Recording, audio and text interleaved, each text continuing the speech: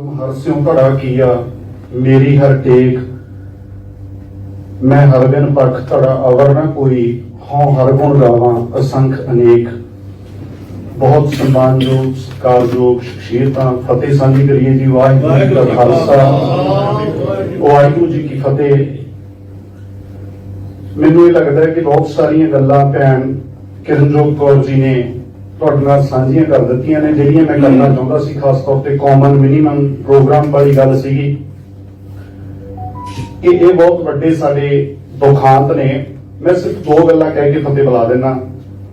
ਇੱਕ ਤਾਂ ਇਹ ਹੈ ਕਿ ਮੌਜੂਦਾ ਸਮੇਂ ਦੇ ਵਿੱਚ ਮੈਨੂੰ ਇਹ ਲੱਗ ਰਿਹਾ ਹੈ ਕਿ ਕੋਈ ਇੱਕ ਬੰਦਾ ਇਸ ਤਰ੍ਹਾਂ ਦਾ ਨਹੀਂ ਹੈ ਪੰਜਾਬ ਦੇ ਵਿੱਚ, ਸ਼ਾਇਦ ਮੈਂ ਕਿਤੇ ਗਲਤ ਹੋ ਸਕਦਾ, ਜਿਹੜਾ ਪੂਰੇ ਪੰਜਾਬ ਨੂੰ कमांड दे सके।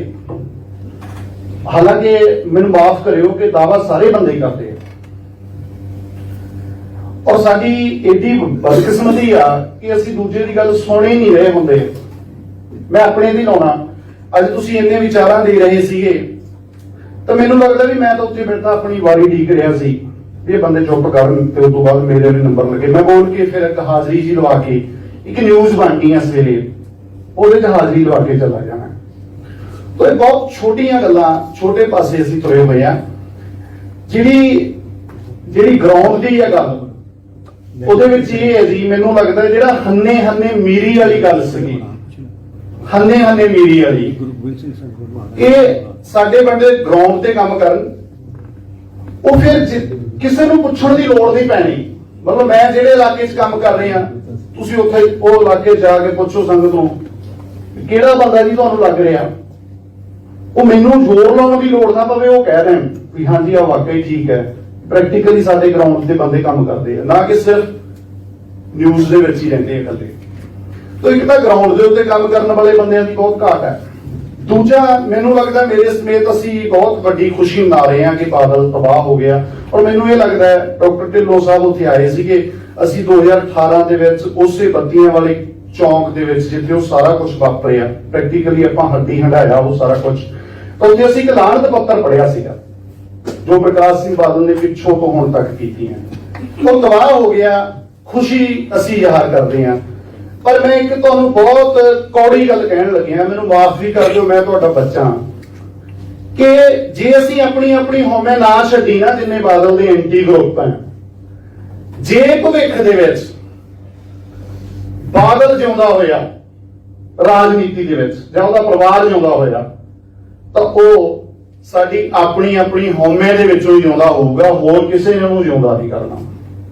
ਕਿਉਂਕਿ ਸਟੇਜ ਤੇ ਗੱਲਾਂ ਹੋਰ ਤਰ੍ਹਾਂ ਹੁੰਦੀਆਂ, ਪ੍ਰੈਕਟੀਕਲੀ ਜਦੋਂ ਵਿਚਰਦੇ ਆ ਨਾ ਉੱਥੇ ਬੜੇ ਮਤਲਬ ਦਾਅ ਪੇਚ ਲਾਏ ਜਾਂਦੇ ਆ।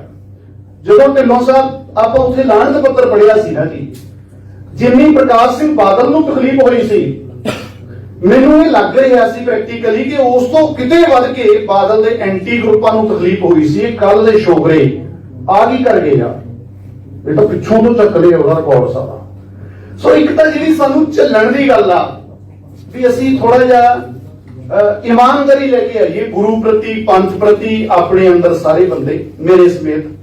ਔਰ ਦੂਜਾ ਜਿਹੜੇ ਨੌਜਵਾਨ ਨੇ ਬਹੁਤ ਕੰਮ ਕਰ ਰਹੇ ਨੇ ਗਰਾਊਂਡ ਤੇ, ਮੈਂ ਤੁਹਾਨੂੰ ਦਿਖਾ ਦਿੰਨਾ, ਮਿਲਾ ਦਿੰਨਾ, ਔਰ ਕੋਸ਼ਿਸ਼ ਕਰੋ ਵੀ ਉਹਨਾਂ ਨੂੰ ਥੋੜਾ ਜਿਹਾ ਤੁਹਾਡਾ ਥਾਪੜਾ ਹੀ ਚਾਹੀਦਾ ਹੁੰਦਾ। ਮੰਨ ਲਓ ਢਿੱਲੋਂ ਸਾਹਿਬ ਨੇ, IAS ਸਾਹਿਬ ਨੇ, ਕੋਈ ਵੀ, ਉਹ ਸਾਨੂੰ ਟੈਲੀਫੋਨ ਤੇ ਕਹਿ ਦਿੰਦੇ ਤੁਸੀਂ ਬਹੁਤ ਵਧੀਆ ਕੀਤਾ, ਉਹ ਬੰਦਾ ਚੌਗਣਾ ਹੋਰ ਹੋ ਕੇ ਹੌਸਲੇ ਦੇ ਨਾਲ ਜਿਹੜਾ ਕੰਮ ਹੈ ਉਹ ਕਰਦਾ ਹੈ। ਸੋ ਮੈਨੂੰ ਲੱਗਦਾ ਜੀ ਕਿ ਪ੍ਰੈਕਟੀਕਲੀ ਜਿਹੜੇ ਬੰਦੇ ਕੰਮ ਕਰ ਰਹੇ ਆ, ਇੱਕ ਅਲਾਈਅੰਸ ਹੀ ਬਣੂਗਾ ਪੰਥ ਦਾ। ਹੁਣ ਜਿਹੜੇ ਹਾਲਾਤ ਨੇ, ਜੇ ਤੁਸੀਂ ਇੱਕ ਵੱਡਾ ਇਕੱਠ ਦੀ ਗੱਲ ਕਰਦੇ ਹੋ, ਬਹੁਤ ਵੱਡੇ ਵੱਡੇ ਇਕੱਠ ਕਰ ਦਿੱਤੇ ਨੇ, ਉਹਨਾਂ ਇਕੱਠਾਂ ਨੇ ਮੈਨੂੰ ਲੱਗਦਾ ਕਿ ਕੌਮ ਨੂੰ ਇੱਕ ਨਿਸਲ ਹੀ ਕੀਤਾ, ਇਸ ਤੋਂ ਬਿਨਾਂ ਹੋਰ ਤਾਂ ਕੁਝ ਨਹੀਂ ਕੀਤਾ, ਉੱਥੋਂ ਕੁਝ ਹੋਰ ਹੀ ਨਿਕਲ ਜਾਂਦਾ ਹੈ। ਇਕੱਠ ਦਾ ਕੀ ਹੈ, ਕਰੀ ਜਾਓ ਇਕੱਠ।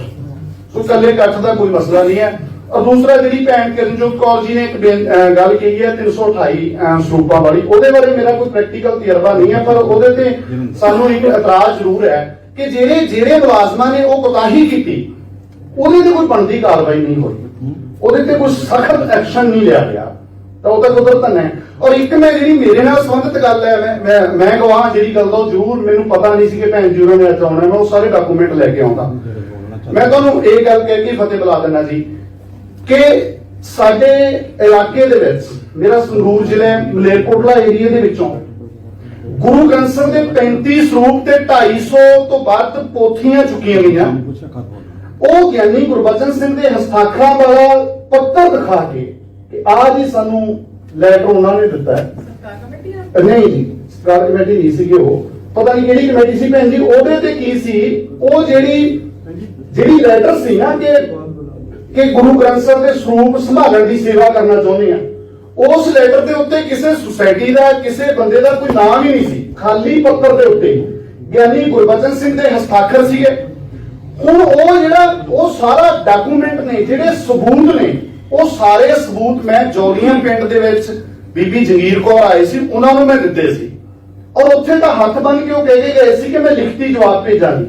ਲਿਖਤੀ ਜਵਾਬ ਭੇਜਣ ਦੀ ਥਾਂ ਤੇ ਫਿਰ ਜੁਲਾਈ ਦੇ ਵਿੱਚ ਉਹ ਅਕਾਲ ਤਖਤ ਸਾਹਿਬ ਦੀ ਸਕੱਤਰੇਤ ਤੇ ਖੜ ਕੇ ਕਹਿ ਰਹੇ ਸੀ ਕਿ ਉਹ ਮਾਜੀ ਸਾਜੀ ਵਰਗੇ ਬੰਦੇ ਜਿਹੜੇ ਨੇ, ਜਿਨ੍ਹਾਂ ਨੇ ਧਰਨੇ ਲਾਏ, ਉਹ ਬੇਅਦਬੀਆਂ ਕਰਾਉਣ ਵਾਲੇ ਸੀ। ਤਾਂ ਫਿਰ ਯਕੀਨ ਕਿਵੇਂ ਕੀਤਾ ਜਾਵੇ? ਔਰ ਇਹ ਜਿਹੜੇ ਡਾਕੂਮੈਂਟ ਨੇ ਮੈਂ ਗਿਆਨੀ ਹਰਪ੍ਰੀਤ ਸਿੰਘ ਜੀ ਕੋਲ ਵੀ ਪਹੁੰਚਾਏ ਹੋਏ ਆ ਕਿ ਯਾਰ ਛੱਡੋ, ਤੁਸੀਂ ਅਕਾਲੀ ਦਲ ਸਾਨੂੰ ਚਾਹੀਦਾ, ਪਰ ਮੈਂ ਹੱਥ ਬੰਨ ਕੇ ਬੇਨਤੀ ਕਰਦਾ, ਅਸੀਂ ਮਸੰਦਾ ਦੀ ਤਰ੍ਹਾਂ ਅਕਾਲੀਆਂ ਨੂੰ ਫੂਕਣਾ ਪਊਗਾ ਸਾਨੂੰ, ਜਿਵੇਂ ਗੁਰੂ ਸਾਹਿਬ ਨੇ ਕੀਤਾ। ਅਕਾਲੀ ਦਲ ਕਾਹਦੇ ਲਈ ਹੈ ਜੀ? ਸ਼੍ਰੋਮਣੀ ਕਮੇਟੀ ਕਾਹਦੇ ਲਈ ਹੈ? ਇਹ ਸਾਰੀਆਂ ਚੀਜ਼ਾਂ ਗੁਰੂ ਤੋਂ ਵੀ ਉੱਪਰ ਨੇ। ਇਹ ਸਾਰਾ ਕੁਝ ਗੁਰੂ ਲਈ ਹੈ, ਗੁਰੂ ਗ੍ਰੰਥ ਸਾਹਿਬ ਤੋਂ ਉੱਪਰ ਨਹੀਂ ਹੈ ਅਕਾਲੀ ਦਲ। ਤੁਸੀਂ, ਮੈਂ, ਆਪਾਂ ਸਾਰੇ ਜਿੰਨੇ ਪੰਥ ਦੇ ਬਹੁਤ ਵੱਡੇ ਠੇਕੇਦਾਰ ਆ ਨਾ, ਆਪਾਂ ਸਾਰੇ ਅੱਜ ਮਰ ਜੀਏ, ਪੰਥ ਫਿਰ ਵੀ ਚੜ੍ਹਦੀ ਕਲਾ ਚ ਰਹੂਗਾ। ਇਹ ਗੱਲ ਮੈਂ 30-35 ਪ੍ਰਚਾਰਕਾਂ 'ਚ ਵੀ ਗਈ ਸੀ ਕਿ ਹਰ ਬੰਦੇ ਨੂੰ ਕਿ ਇਹ ਭੁਲੇਖਾ ਪੈ ਗਿਆ ਕਿ ਇਹ ਪੰਥ ਇਕੱਲਾ ਮੇਰੇ ਗੋਡਿਆਂ ਤੇ ਖੜਾ ਹੈ। ਪੰਥ ਬਾਜਾਂ ਵਾਲੇ ਦਾ, ਉਹਨੇ ਸੰਭਾਲਣਾ ਹੈ। ਇਹ ਨਹੀਂ ਪਤਾ ਕਿਹੜੇ ਤੋਂ ਕਿਹੜੀ ਸੇਵਾ ਲੈ ਲੈਣੀ ਹੈ। ਇਹ ਗੁਰੂ ਦੇ ਉੱਤੇ ਯਕੀਨ ਦੀ ਜਿਹੜੀ ਸਾਡੀ ਪ੍ਰੈਕਟਿਸ ਹੈ ਨਾ, ਉਹ ਬਹੁਤ ਘੱਟ ਗਈ।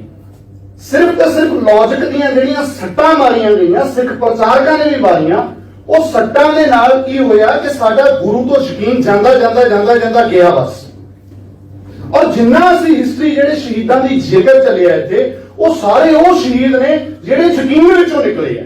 ਮੈਂ ਅਕਸਰ ਕਹਿਣਾ ਕਿ ਜਿਹੜੇ ਕੇਸ ਨਹੀਂ ਕਟਾਏ, ਖੋਪਰੀ ਲਹਾਈ ਆ, ਉਹ ਲੌਜਿਕ ਦੇ ਨਾਲ ਨਹੀਂ ਲਹਾਈ ਜਾ ਸਕਦੀ। ਮੈਨੂੰ ਸਮਝਾਓ ਤਾਂ ਸਹੀ, ਲੌਜਿਕ ਦੇ ਨਾਲ ਤਾਂ ਕੇਸ ਕਟਾਊਗਾ ਬੰਦਾ, ਦੁਬਾਰੇ ਫੇਰ ਆ ਜਾਂਦੇ ਆ, ਸਾਰੀ ਉਮਰ ਆਉਂਦੇ ਆ ਕੇਸ, ਖੋਪਰੀ ਦੁਬਾਰਾ ਆ ਜੂ। ਕੇਸਾਂ ਦੀ ਥਾਂ ਤੇ ਖੋਪਰੀ ਲਹਾਉਣਾ, ਇਹ ਗੁਰੂ ਦੇ ਉੱਤੇ ਯਕੀਨ ਕਰਨ ਵਾਲੇ ਬੰਦੇ ਕਰ ਸਕਦੇ ਆ। ਸੋ ਮੈਨੂੰ ਲੱਗਦਾ ਹੈ ਕਿ ਸਭ ਤੋਂ ਉੱਪਰ ਸਾਡੇ ਲਈ ਸ੍ਰੀ ਗੁਰੂ ਗ੍ਰੰਥ ਸਾਹਿਬ ਮਹਾਰਾਜ ਹੈ। ਔਰ ਮੈਂ ਤੁਹਾਨੂੰ ਉਹਨਾਂ ਵਿਦਵਾਨਾਂ ਦੇ, ਉਹਨਾਂ ਬੰਦਿਆਂ ਦੇ ਕੰਮ ਮਿਲਾ ਸਕਦਾ, ਉਹਨਾਂ ਨੂੰ ਜਿਹੜੇ ਪ੍ਰੈਕਟੀਕਲੀ ਕੰਮ ਕਰ ਰਹੇ ਆ। ਜਿਹੜਾ ਸਾਡਾ ਗੁਰੂ ਗ੍ਰੰਥ ਸਾਹਿਬ ਮਹਾਰਾਜ ਜੀ ਦਾ ਛਾਪਾ ਸਿਸਟਮ ਹੈ, ਛਾਪੇ ਦੇ ਵਿੱਚ ਜਿਹੜੀਆਂ ਪ੍ਰੋਬਲਮਾਂ ਆ ਰਹੀਆਂ ਨੇ, ਅਸੀਂ ਕਦੇ ਸੰਗਤ ਵਿੱਚ ਉਹ ਓਪਨਲੀ ਨਹੀਂ ਕਹਿੰਦੇ, ਕਿਉਂਕਿ ਸਾਨੂੰ ਪਤਾ ਹੈ ਵੀ ਇਹਦਾ ਨੁਕਸਾਨ ਹੈ। ਪਰ ਉਹ ਜੇ ਸਿਰੇ ਵਾਲੇ ਬੰਦਿਆਂ ਨੂੰ ਦੱਸਿਆ ਜਾਂਦਾ, ਉਹ ਸਾਡੀ ਸੁਣਦੇ ਨਹੀਂ, ਉਹ ਚੀਕਾਂ ਮਾਰਦੇ ਆ, ਰੌਲਾ ਪਾਉਂਦੇ ਜੀ ਪੰਥ ਤੋਂ ਕੀ ਆ ਗਏ। ਸੋ ਸਿੱਖ ਜਿਹੜਾ ਜਾਂ ਨੌਜਵਾਨ ਹੈ ਨਵਾਂ, ਉਹ ਜਾਵੇ ਕਿੱਧਰ ਨੂੰ, ਕੀ ਕਰੀਏ ਫਿਰ ਅੱਕ ਕੇ ਉਹ ਬੰਦੇ ਸਾਰਾ ਇਹਨਾਂ ਦਾ ਦੱਸਣ ਲੱਗਦੇ ਆ ਹਕੀਕਤਾਂ। ਸੋ ਮੇਰੀ ਤਾਂ ਇੰਨੀ ਕੁ ਬੇਨਤੀ ਹੈ ਕਿ 35 ਸਰੂਪ ਸੱਚੇ ਪਾਤਸ਼ਾਹ ਦੇ ਤੇ 250 ਤੋਂ ਵੱਧ ਪੋਥੀਆਂ ਵਾਲਾ ਮਸਲਾ, ਜੋ ਹੋਰ ਬਹੁਤ ਕੁਝ ਹੈਗਾ ਸਾਡਾ, ਜਿਹਦੇ ਵਿੱਚ ਇਹ ਸਿੱਧੇ ਜ਼ਿੰਮੇਵਾਰ ਨੇ ਔਰ ਬੇਈਮਾਨੀ ਕਰ ਰਹੇ ਨੇ, ਸ਼ਰੇਆਮ ਬੇਈਮਾਨੀ ਕਰ ਰਹੇ ਨੇ ਕਿ ਹੁਣ ਚੀਕਾਂ ਵੱਜ ਰਹੀਆਂ ਨੇ, ਹੁਣ ਅਕਾਲੀ ਦਲ ਖਤਮ ਹੋ ਗਿਆ ਜੀ, ਪੰਥ ਨੂੰ ਖਤਰਾ ਹੈ ਜੀ, ਤੇ ਹੁਣ ਐ ਹੋ ਗਿਆ। ਉਹ ਤਾਂ ਆਪਾਂ ਸਾਰੀਆਂ ਗੱਲਾਂ ਜਾਣਦੇ ਹਾਂ। ਸੋ ਮੈਂ ਮੋਟੇ ਰੂਪ ਚ ਬੇਨਤੀਆਂ ਦੋ ਤਿੰਨ ਹੀ ਤੁਹਾਡੇ ਧਿਆਨ ਵਿੱਚ ਲਿਆਉਣੀ ਹੈ। ਇੱਕ ਤਾਂ ਗਰਾਊਂਡ ਤੇ ਕੰਮ ਕਰਨ ਵਾਲੇ ਬੰਦੇ ਸਾਨੂੰ ਲੱਭਣੇ ਪੈਣੇ। ਤੁਸੀਂ ਜਿਹੜੇ ਸਿਆਣੇ ਸੂਝਵਾਨ ਸੱਜਣ ਹੋ, ਤੁਸੀਂ ਹੈਗੇ ਹੋ ਸਾਡਾ ਥਿੰਕ ਟੈਂਕ। ਅਸੀਂ ਇਹ ਨਹੀਂ ਕਹਿੰਦੇ ਤੁਸੀਂ ਹੁਣ ਪਿੰਡ ਜਾਓ ਜੀ, ਨਾ ਤੁਸੀਂ ਜਾਓ, ਤੁਹਾਡਾ ਇੱਕ ਵੱਖਰਾ ਫੀਲਡ ਹੈ। ਪਰ ਜਿਹੜੇ ਪਿੰਡ ਜਾਣ ਵਾਲੇ ਬੰਦੇ ਨੇ, ਉਹ ਤੇ ਸਾਡਾ ਥਿੰਕ ਟੈਂਕ ਦੋਨਾਂ ਦਾ ਇੱਕ ਮਿਲਾਪ ਹੋਵੇ ਚੰਗਾ। ਤੁਹਾਤੋਂ ਪ੍ਰੇਰਨਾ ਲੈ ਕੇ ਬੰਦੇ ਪਿੰਡਾਂ 'ਚ ਕੰਮ ਕਰਨ ਤੇ ਕਰ ਰਹੇ ਹੈ। ਔਰ ਦੂਜਾ, ਸਾਨੂੰ ਜਿਹੜੀ ਆਪਣੀ ਹੋਮ ਹੈ ਛੱਡਣ ਦੀ ਲੋੜ ਹੈ ਬਹੁਤ ਵੱਡੇ ਪੱਧਰ ਤੇ। ਔਰ ਤੀਜਾ ਜਿਹੜਾ ਭੈਣ ਜੀ ਨੇ ਗੱਲ ਕੀਤੀ ਹੈ ਕਾਮਨ ਮਿਨੀਮਮ ਪ੍ਰੋਗਰਾਮ ਦੀ, ਉਹ ਤਾਂ ਹੈ ਹੀ ਹੈ ਜੀ। ਸਾਡੇ ਤਾਂ ਇਹ ਸਮੱਸਿਆ ਹੈ ਕਿ ਮੈਂ ਬਹੁਤ ਸਾਰੇ ਟਕਸਾਲੀ ਵੀਰਾਂ ਨੂੰ ਵੀ ਮਿਲਦਾ, ਮਸ਼ੀਨਰੀਆਂ ਨੂੰ ਵੀ ਮਿਲਦਾ, ਔਰ ਮੈਂ ਡਬਲ ਸੇਕ ਝੱਲਦਾ ਇਸ ਗੱਲੋਂ ਕਿ ਜੇ ਕਿਸੇ ਟਕਸਾਲੀ ਵੀਰ ਨਾਲ ਫੋਟੋ ਆ ਗਈ ਤੇ ਮਸ਼ੀਨਰੀ ਔਖੇ ਹੁੰਦੇ, ਯਾਰ ਇਹ ਬੰਦਾ ਉਧਰ ਰਲ ਗਿਆ, ਜੇ ਮਸ਼ੀਨਰੀ ਨਾਲ ਆ ਗਈ ਉਹ ਹੋ ਗਿਆ। ਪਰ ਮੈਂ ਕਹਿਣਾ ਚਾਹੁੰਦਾ ਵੀ ਮੈਂ ਵੀਰੇ ਗੁਰਪ੍ਰਸਾਦ ਤੱਕ ਹੀ ਮੂਲ ਮੰਤਰ ਪੜ੍ਹਦਾ, ਪਰ ਜੇ ਤੂੰ ਨਾਨਕ ਹੋਸੀ ਭੀ ਤੱਕ ਵੀ ਪੜ੍ਹਦਾ, ਮੇਰਾ ਦੁਸ਼ਮਣ ਨਹੀਂ ਹੈਗਾ। ਠੀਕ ਹੈ, ਮੈਨੂੰ ਇੰਨੀ ਸਮਝ ਆ ਰਹੀ ਹੈ ਕਿ 33 ਵਾਰ ਗੁਰੂ ਗ੍ਰੰਥ ਸਾਹਿਬ ਚ ਗੁਰਪ੍ਰਸਾਦ ਤੱਕ ਹੀ ਆਏ। ਪਰ ਇਹ ਜਿਹੜੀ ਕਾਮਨ ਮਿਨੀਮਮ ਪ੍ਰੋਗਰਾਮ ਦੀ ਗੱਲ ਹੈ, ਇਹਦੇ 'ਚ ਅੜਿੱਕਾ ਪਤਾ ਕੌਣ ਬਣੂਗਾ? ਇਹਦੇ 'ਚ ਹੇਠਾਂ ਜਿੰਨੀ ਸੰਗਤ ਹੈ ਉਹ ਤਾੜੀਆਂ ਮਾਰਦੀ ਹੈ, ਖੁਸ਼ ਹੁੰਦੀ ਹੈ ਕਿ ਸਾਂਝੇ ਇਕੱਠੇ ਹੋਵੋ। ਇਹਦੇ 'ਚ ਅੜਿੱਕਾ ਬਣੂਗਾ ਜਿਹੜੇ ਲੋਕਾਂ ਦਾ ਪਾਟੋ ਝਾੜ ਕਰਕੇ ਤੋਰੀ ਫੁਲਕਾ ਚੱਲਦਾ ਹੈ, ਜਿਹੜੇ ਵੱਖੋ ਵੱਖਰੇ ਗਰੁੱਪਾਂ ਦੇ ਲੀਡਰ ਬਣੇ ਹੋਏ ਨੇ, ਜਿਹੜੇ ਕਹਿੰਦੇ ਜੀ ਸਾਡਾ ਤਾਂ ਮਸਲਾ ਹੀ ਇਹਦੇ ਤੇ ਚੱਲਦੀ ਹੈ ਰੋਟੀ, ਉਹ ਅੜਿੱਕੇ ਬਣਦੇ। ਸੋ ਇੰਨੀਆਂ ਬੇਨਤੀਆਂ, ਮੈਨੂੰ ਲੱਗਦਾ ਵੀ ਮੇਰੇ ਤੋਂ ਬਹੁਤ ਭੁੱਲਾਂ ਵੀ ਹੋਈਆਂ ਨੇ, ਗਲਤੀਆਂ ਵੀ ਹੋਈਆਂ, ਔਰ ਤੁਹਾਡੇ ਦਿਲ ਵੀ ਦੁੱਖ ਸਕਦੇ ਆ। ਉਹਦੇ ਲਈ ਸਾਰਿਆਂ ਦੀ ਮਾਫੀ ਮੋਟੇ ਰੂਪ 'ਚ ਮੈਂ ਸੰਖੇਪ 'ਚ ਬੇਨਤੀ ਕੀਤੀ ਹੈ। ਸੋ ਸਾਨੂੰ ਇਹਨਾਂ ਗੱਲਾਂ ਵੱਲ ਮੈਨੂੰ ਲੱਗਦਾ ਵੀ ਧਿਆਨ ਦੇਣ ਦੀ ਲੋੜ ਹੈ। ਵਾਹਿਗੁਰੂ ਜੀ ਕਾ ਖਾਲਸਾ, ਵਾਹਿਗੁਰੂ ਜੀ ਕੀ